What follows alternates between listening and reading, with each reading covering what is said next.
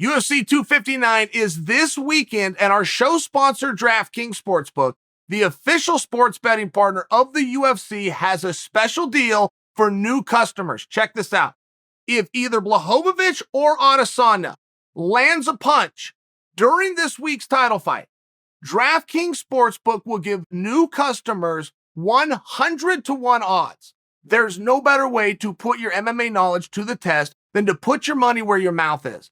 Do it at DraftKings Sportsbook.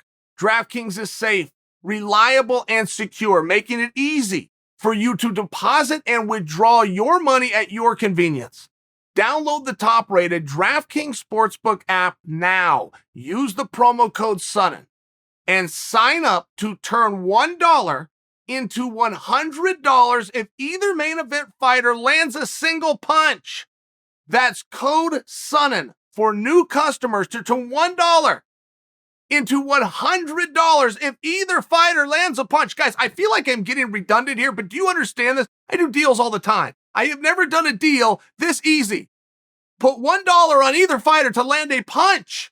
He touches the other guy. You just turned $1 into $100. It's a limited time, and it's only at DraftKings Sportsbook. Dustin Poirier, he was talking to Joe Rogan, must have been doing Joe's show. But Dustin said what his biggest regret of his fight with Khabib was.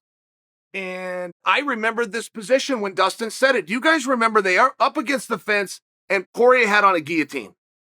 And it looked like by a normal man's standards, and Khabib is not a normal man, but by a normal man's standards, that looks tight. Okay, that was the ones that was regretting him. And he didn't regret going for the guillotine. He didn't even regret letting go of the guillotine. There was a portion there where Khabib began to circle, and Dustin had a couple of options. One was to arch, two was to fall with the hips, or three is to transition that into what's called an anaconda choke. The bottom line is, as Dustin started to realize that guillotine was not going to be enough, he needed to transition to something else or freeze the position and just hope it gets better. He went with hope. And as we know in life, not just in sport, but in life, and we can all admit this, we do understand hope is not a strategy, but we turn to it a lot, right? Well, what do you think's going to happen here? Well, I hope, right? Hope's not a strategy, but we still do it a lot. And it's just going to be one of those things that's going to keep Dustin up, and it's going to bother him forever. What could have happened? Or he's probably even got a level of confidence of what would have happened, thus stopping Mr. 29-0, thus unifying the world championships, being the big upset, setting up the big rematch. So many things come, right? One thing happens and so many domino effect come off the back of it. But I would love to hear from you guys. I'd love to hear a little bit of a confession in the comment section. Just hear what were the ones that have gotten you. And I know some of them will be funny. Some of them will seem like a nothing. I know what my biggest one was. My biggest one that has kept me up more than any other, and it was athletic, but you know, I grew up a wrestler, kind of involved. Sports, big part of my life, so I was a wrestling guy. 1998, Zach Thompson out of Iowa State. We were in the All-American round. Now, what that means is if you win, you are an All-American, and if you lose, you're done. Your season, it's over. They call it the blood round. They don't even try to sugarcoat it. I am a defending All-American at the point of this match. Zach was one of those guys, though, that could beat anybody on any day. There wasn't a realistic scenario where with just the right draw, I was going to be national champion that year. But there was with Zach. Zach could beat anybody at any right time. So now I got to run into him, defending All-American. He's never done it yet. Who wants it more?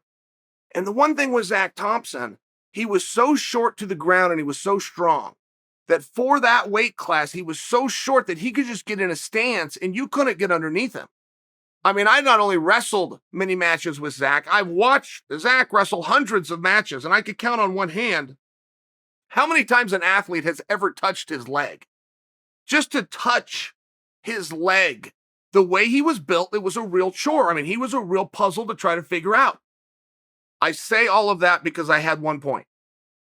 It was 1-0. I got my escape. He hadn't been down yet, but I have the 1 point, and that's all I need. All I need to beat Zach is 1. Anybody that ever beat Zach by was 1. I can remember the last time Zach and Daniel Cormier wrestled, and Cormier beat him by 1. So I got my 1. I have my point. I got to be patient, though. I've got to wrestle smart. And there was a position. It was a death grip, but you're out front. Think front headlock, except you have an underhook. There was a position that if my opponent raised his far leg, I would score every time, 100% of the time. That includes practice.